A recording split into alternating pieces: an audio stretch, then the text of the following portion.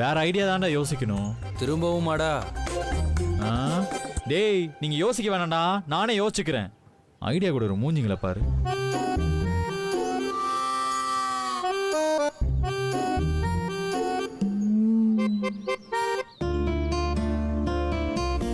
என்ன சொல்ற?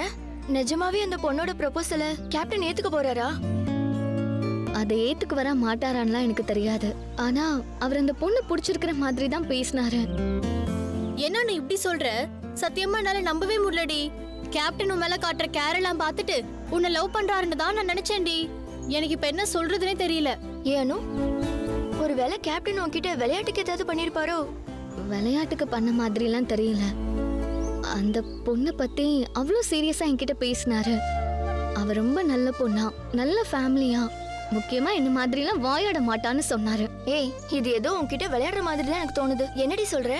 ஆமா ஆமா அனு, எனக்கும் அப்படிதான் தோணுது. இல்லடி, அவரு விளையாட்டா பேசுற மாதிரி பேசிட்டு கடைசியில என்ன சொன்னார் தெரியுமா? நான் உன் கழுத்துல கட்டின தாலிய வச்சு எதுவும் பிரச்சனை பண்ணிட மாட்டேன்ல, பேசின மாதிரி டிவோர்ஸ் கொடுத்துருவேன்ல அப்படின்னு கேட்டாரு. அது உங்களுக்கு விளையாட்டா தெரியுதா?